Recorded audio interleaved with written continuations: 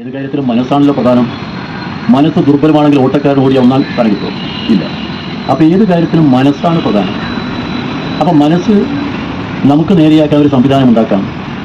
അങ്ങനെ ഉണ്ടാക്കിയൊരു സംവിധാനമാണ് ഈ രാമായണ മാസം എന്ന് പറഞ്ഞ് ഒരു മാസക്കാലം രാമായണം വായിക്കാൻ. കമ്മ്യൂണിസ്റ്റുകാരൻ പുരാണങ്ങൾ ഇത്രയും പഠിച്ച് സംസാരിക്കുന്നത് അപൂർവമാണ്.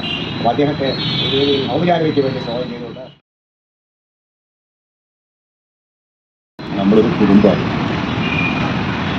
കുടുംബത്തിലങ്ങൾ നമ്മൾ സംസാരിക്കുക. വരുന്നില്ലേ ശബ്ദത്തിന് കുഴപ്പമുണ്ടാകുമ്പോൾ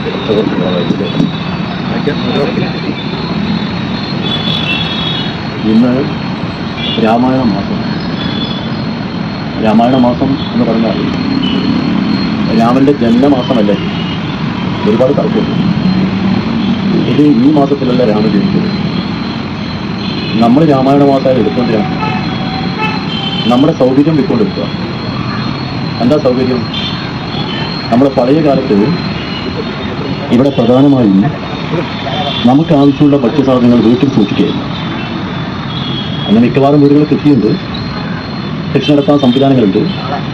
അപ്പം അതുകൊണ്ട് ഇത് വീട്ടിൽ സൂക്ഷിച്ചിരിക്കുന്ന ഭക്ഷ്യധാന്യങ്ങൾ ഒരു 11 മാസമാകുമ്പോൾ മിക്കവാറും തീരും.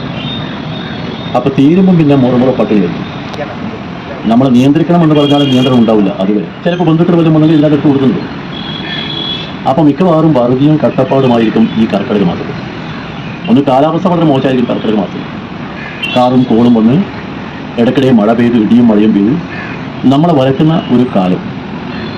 ആ കാലത്ത് പഴയ ആളുകൾ അവരാലോചിച്ചു ഇതിന് താൽക്കാലികമായൊരു ആശ്വാസം വേണമല്ലോ. ആ ആശ്വാസം നമ്മുടെ മനസ്സിനാവുണ്ട്. കാര്യത്തിലും മനസ്സാണല്ലോ പ്രധാനം. മനസ്സ് ദുർബലമാണെങ്കിൽ ഓട്ടക്കാരൻ ഓടി ഒന്നാം സ്ഥാനം കിട്ടും ഇല്ല. അപ്പോൾ ഏത് കാര്യത്തിലും മനസ്സാണ് പ്രധാനം. അപ്പം മനസ്സ് നമുക്ക് നേരെയാക്കാൻ ഒരു സംവിധാനം ഉണ്ടാക്കാം.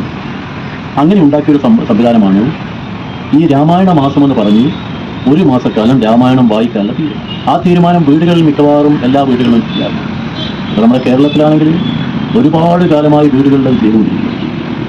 അത് മാത്രമല്ല, വീടുകളെന്ന് പറഞ്ഞാൽ രാമായണം എന്ന ഈ കാവ്യം ഹിന്ദുക്കളുമായി ബന്ധപ്പെടുന്നതാണ്. പക്ഷെ മുസ്ലിം വീടുകളും രാമായണം വായിക്കുന്നു. അതിന് മാപ്പിള രാമായണം എന്ന് പറയും. അല്ലെങ്കിലും പഴയകാലത്ത് മലബാറിൽ ഈ മിക്കവാറും നമ്മുടെ രാജ്യം അറിയുന്ന നല്ല കൃതികളൊക്കെ ഇവിടെ കൊണ്ടുവന്ന് അറബ് ഭാഷയിൽ ആ കൃതികളെ പരിചയപ്പെടുത്തുകയുമാണ്. അപ്പോൾ നമ്മൾ ജാതിമത വ്യത്യാസമില്ലാതെ എല്ലാവരും ഒരുമിച്ച് ചേർന്നുകൊണ്ട് രാമായണം പാരായണം ചെയ്യുന്നൊരു സമയമാണിത്.